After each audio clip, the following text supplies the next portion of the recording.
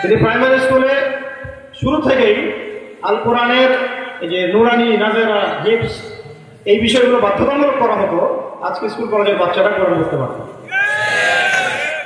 আমি তো এর আগে একদিন একটা লেকচারে বলেছিলাম, আজকে এটা নতুন রিপিট করছি না, শুধু মূল মেসেজটা বলছি যে দেখুন, বাংলাদেশের প্রাইমারি স্কুলের সংখ্যা হবে হাজার হাজার, 50,000-এর বেশি। এই 50,000 প্রাইমারি স্কুলের বাচ্চাদেরকে আপনি যদি কোরআন শুধু সূরা ফাতিহাটুকু ধরেন, তারা তেলাওয়াত করতে পারে না। এই 50,000 প্রতিষ্ঠানের শিক্ষকদেরকে যদি একটা জায়গায় বসিয়ে কোরআন তেলাওয়াত ধরেন, তারাও কোরআন তেলাওয়াত করতে পারে। হাই স্কুলের সংখ্যা আছে আরো বেশি। প্রত্যেকটা হাই স্কুলের সব বাচ্চাদেরকে আপনি একটা জায়গায় বসান, শুধু সূরা ফাতিহা তেলাওয়াতটা চেক করবেন, ওলামায়ে কেরামের সামনে দেখবেন তেলাওয়াত ঠিক আছে। তাদেরকে যারা পড়ায় ওই টিচারদেরকে আপনি একটা জায়গায় বসান, তারাও কোরআন তেলাওয়াত সহি করে করতে পারবে। অনার্স লেভেলে যাবেন একই অবস্থা, একই দশা। মাস্টার্সে যান একই দশা। এর উপরে যান, যারা এই পুরো শিক্ষা ব্যবস্থা প্রণয়ন করেছে, ওই কমিশনের এই যে 10 জন 20 জন 100 জনকে বসান, তাদেরও কোরআন তেলাওয়াত সহি ইল্লা মাশাআল্লাহ। আর এই কমিশনকে যারা নিয়ন্ত্রণ করে, প্রশাসন থেকে শুরু করে আমাদের এই সংসদীয় ব্যবস্থা, এমপি মন্ত্রী সবাইকে একটা জায়গায় বসান, তাদের সবার কোরআন তেলাওয়াতের কথা বলবো না, শুধু সূরা ফাতিহাটা চেক করেন, 90% তেলাওয়াত ঠিক হয়। একটা মুসলিম প্রধান দেশে শিক্ষা ব্যবস্থার কান্ডারি হয়ে যারা বসে আছেন, তারা কোরআন তেলাওয়াতটুকু করতে পারে না। সুবহানাল্লাহ, সুবহানাল্লাহ, ওয়ালা হাওলা ওয়ালা কুওয়াতা ইল্লা বিল্লাহ। তাহলে আমাদের এই 16 কোটি মানুষের শিক্ষার জিম্মেদারি যাদের উপরে, তারা যদি কোরআনের সাথে এরকম আচরণ করেন, এই অবস্থা থাকে, তাদের সাথে কোরআনের দূরত্ব থাকে, তাহলে জাতি কিভাবে ইসলামের শিক্ষা শিক্ষিত হবে? আর শিক্ষা ছাড়া এই জাতি কিভাবে দিন কায়েম করবে? শিক্ষা তো জাতির মেরুদণ্ড। নবী সাল্লাল্লাহু আলাইহি ওয়াসাল্লাম আগে তো দাওয়াতের কাজ শুরু করেছেন ইকরা বিসমি রাব্বিকাল্লাযী খালাক দিয়ে। পড়াশোনা করতে বলেছেন, পড়তে বলেছেন, ইলম অর্জন করতে বলেছেন, এবং ইলমটা অর্জন করা ফরজ করা হয়েছে। তালাবুল ইলমি ফরিদাতুন আলা কুল্লি মুসলিম। আমাদের সবার উপরেই অন্তত ফরজে আইনের জ্ঞান তো ফরজ। কোরআনের তেলাওয়াত শেখার দরকার ছিল। এখন আজকে ওয়াদা যারা এসেছেন, এই একই পরিসংখ্যানে যদি আপনাদেরকেও আমরা এখানে পরীক্ষা নেই, আমার বিশ্বাস যে 80% তেলাওয়াত ঠিক থাকবে। তো ওয়াজের নাম ঠিক বেঠিক না, ওয়াজের নাম হচ্ছে মূল মেসেজটা নিয়ে গিয়ে নিজেকে সংশোধন করা। নামাজের কথা যেটা প্রথমে ওয়াদা করেছেন, কোনোদিন যেন না ছুটে, আল্লাহ পাক তৌফিক দান করেন। 2 রাকাত তাহাজ্জুদ যেন মিস না হয়। আল্লাহ পাক আমাদের তৌফিক দেন, সবার আগে আমাকে তৌফিক দেন, তারপর আপনাদেরকে তৌফিক দেন। এরপরে মুরব্বীদের সোহবত যেন মিস না হয়। একা একা জীবনযাপন করবেন না, উলামায়ে কেরামের সোহবতে থাকবেন এবং পরামর্শ ভিত্তিক জীবনযাপন করবেন।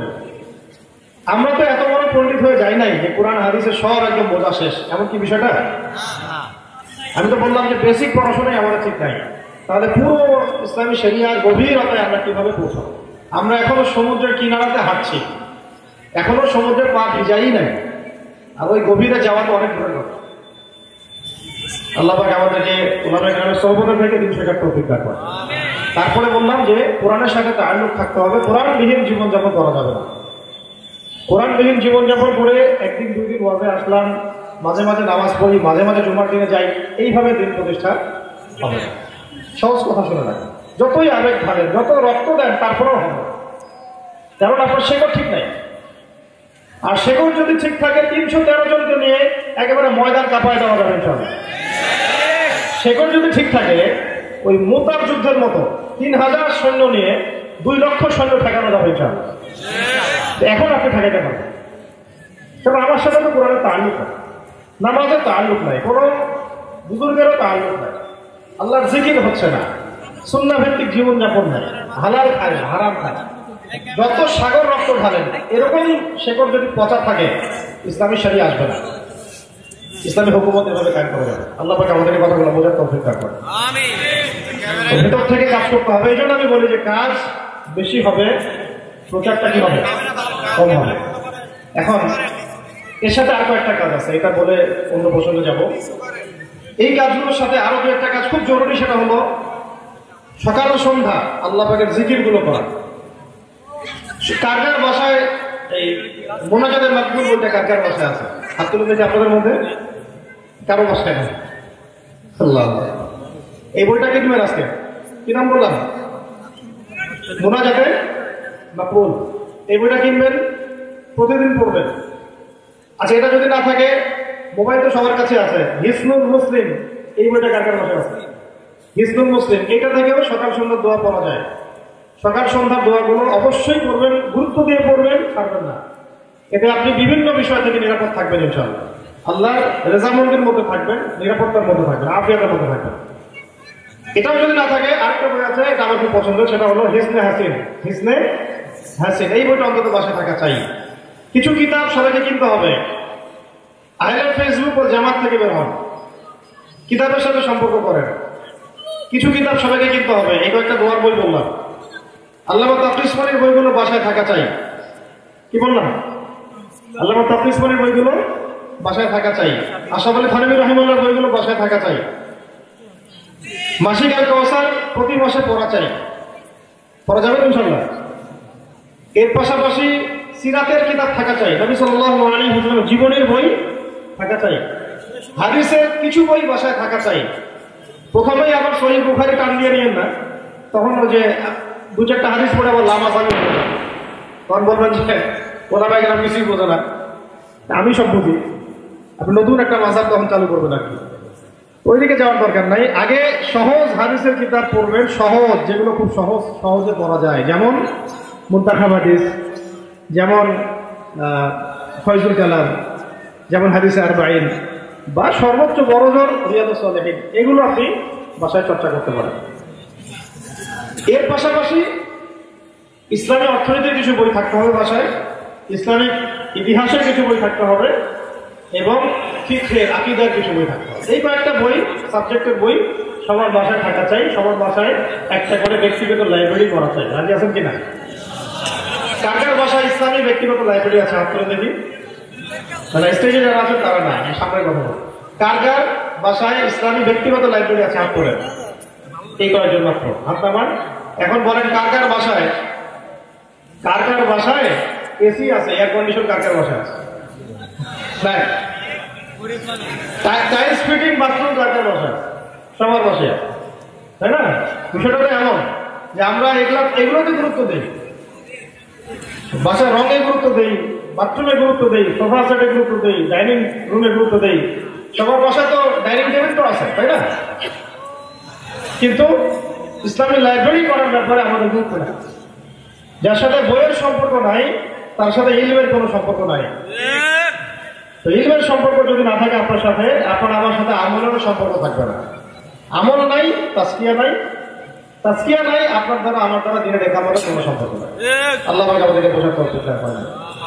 মূল কথা হচ্ছে ভাই, এই কথাগুলো ঘুরে ফিরে একটা জায়গায় আসছে যে দিন যদি আমরা সবাই মিলে বাংলাদেশের জমিনে প্রতিষ্ঠা করতে চাই, ইসলাম সংশোধন শুরু করতে হবে আগে ব্যক্তি থেকে, আপনার নিজে থেকে, আপনাকে দিয়ে, আমাকে দিয়ে। এবং এই ইসলামের জন্য এই বিষয়গুলো খুব জরুরি। নামাজ, আমার সাথে বলেন, একটা হচ্ছে কি ফরজ নামাজ, এর সাথে তাহাজ্জুদ, এর সাথে প্রতিদিন কোরআন তেলাওয়াত। কোরআন তেলাওয়াত কতটুকু? আমি বলি কমপক্ষে 1 পৃষ্ঠা, কমপক্ষে পড়া যাবে না। একটা পৃষ্ঠা পড়তে কতক্ষণ লাগবে? সর্বোচ্চ 15 মিনিট, সর্বোচ্চ আধা ঘন্টা। মুখস্থ রাখলে 5 মিনিটও লাগে না, পড়া যাবে না ইনশাআল্লাহ। 4 নাম্বার হচ্ছে ব্যক্তিগত লাইব্রেরি করা।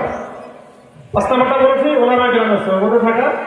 6 নাম্বারটা হলো হালাল রিজিক অন্বেষণ করা। কি করা? হালাল রিজিক অন্বেষণ করা। এই জায়গাটাতে গিয়ে আমাদের সবার সমস্যা। কেউ সুদের সাথে সম্পৃক্ত, কেউ ঘুষের সাথে, কেউ দুর্নীতি, কেউ মানুষের সম্পদ আত্মসাৎ করছে, ইত্যাদি। আল্লাহর রাস্তায় একটা হাদিস মাথায় ঢুকাই নেবেন যে আল্লাহ রাব্বুল আলামিন পবিত্র, ইন্নাল্লাহা তাইয়্যিব লা ইকবালু ইল্লা তাইয়্যিব। আল্লাহ পাক পবিত্র, তিনি পবিত্র ছাড়া গ্রহণ করেন না, কবুল করেন না। যতই ইবাদত করেন, রিজিক যদি হারাম হয় ইবাদত কবুল হবে না। পরিষ্কার। একজন ব্যক্তি যদি চুরির টাকা দিয়ে মসজিদ নির্মাণ করে দেয়, মুসল্লিরা নামাজ পড়লে তাদের নেকি হয়ে যাবে। এই চুরির টাকার মসজিদের কোনো নেকি নেই, বুঝতে পারি না। দুর্নীতি করেছে, টাকা দুর্নীতি করে মানুষের সম্পদ আত্মসাৎ করে হজ করছে, ওমরা করছে, এই হজ আর ওমরার কোনো নেকি নাই। কারণ আপনার রিজিক থেকে ছিল হারাম। মাপে কম দিচ্ছেন ব্যবসায়, এই অর্থ সম্পদ দিয়ে আপনি যদি দিনের খেদমতও কাজে লাগান, আপনার ব্যক্তিগত কোনো রেখে নেন, অযথাই পরিশ্রম করা হবে। সারা জীবন তাহাজ্জুদ করছেন, চিল্লা লাগাচ্ছেন, আল্লাহর রাস্তায় সময় দিচ্ছেন, এদিকে বোনের সম্পদ আত্মসাৎ করে বসে আছেন, এদিকে মিরাজ ঠকাই দিচ্ছেন মানুষকে, ব্যবসায় সম্পদ ঠকাই দিচ্ছেন, সুদের কারবার করতেছেন, এই চিল্লা লাগাই কোনো ফায়দা নেই। নিজের ইসলাম হয় না, আপনার দ্বারা উম্মত কোনো ইসলাম হবে এটা সম্ভব না। আল্লাহ পাক আমাদেরকে হালাল খাওয়ার তৌফিক দান করেন। যত সুদী এনজিও আছে এগুলো থেকে নাম কাটাই ফেলবেন, ওয়াদা করেন। যত সুদী এনজিও আছে এগুলো থেকে অন্তত আপনার নিজের নামটা কাটাবেন আগে। এদেরকে বয়কট করা, এদেরকে দেশ থেকে বিতাড়িত করা সেটা পরের উৎস, পরের আলোচনা। আগে নিজে কি করবেন, নিজে সেখান থেকে নাম কাটা নিয়ে আসবেন। এটা যদি আপনি করতে পারেন, আল্লাহর পক্ষ থেকে আপনার উপরে ইনশাআল্লাহ বেহিসাব রিজিক আসবে ইনশাআল্লাহ। যদি না করেন আপনার উপরে সেই রিজিকটা আসবে না, ওই হারামটাই আসবে। এটা কোরআনের আয়াত, এটা আমার কথা না। যে ওয়া ইয়াত্তাকিল্লাহ ইয়াজআল লাহু মাখরাজা, ইয়াজআল লাহু মাখরাজা ওয়া ইয়ারযুকুহু মিন হাইথু লা ইয়াহতাসিব। মানে আল্লাহ পাককে যে ভয় করবেন, যে আল্লাহকে ভয় করে আপনি নাম কাটিয়ে ফেললেন সুদ থেকে, এখন এটা আল্লাহ পাকের জিম্মেদারি যে আপনাকে আল্লাহ রাব্বুল আলামিন বেহিসাব রিজিক দিবেন ইনশাআল্লাহ। এমন উৎস থেকে দিবেন যার কল্পনা আপনি করেন না। হালাল না খেলে ইবাদত কবুল হচ্ছে না। ওই হারাম রিজিকের ইবাদত দিয়ে আমার সন্তানকে মানুষ করা যাচ্ছে না।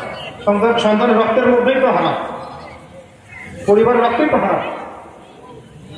শুধুমাত্র দেখেন, কখনো কখনো দিনই মজলিসগুলোতে যখন আমরা অর্থ উঠাই, এর মধ্যেও অনেক হারাম টাকা ঢুকে যায়, ঢোকে না? তার উৎস তো আমরা পরীক্ষা করি না, আমভাবে উৎস পরীক্ষা করি না, করি? আমাদের একটা বুঝ, যেখানে হারাম টাকা বেশি ঢুকে যায় সেই জায়গা থেকে বরকত উঠে যায়। যেখানে হারাম টাকা ঢুকে যায় বরকত উঠে যায়। আপনি এখন দেখবেন মসজিদগুলো সব চাকচিক্যময়, একেবারে তাজমহলের মতো মসজিদ, কিন্তু মসজিদ থেকে সেই যে সাহাবাওয়ালা ইমান, সাহাবাওয়ালা দাওয়াত, সেই যে জিন্দগি, সেই দাওয়াত, সেই জিহাদ, এটা উঠে গেছে। এটা কিন্তু উঠে গেছে। এটাও কিন্তু আলামতের সাহার মধ্যে আছে। আখিরুজ জামানে যে মসজিদগুলো চাকচিক্যময় হবে, হেদায়েত উঠে যাবে। মসজিদগুলো কি হবে? চাকচিক্যময় হবে, হেদায়েত উঠে যাবে। আল্লাহ পাক আমাদেরকে হালাল খাওয়ার তৌফিক দান করে যাবেন।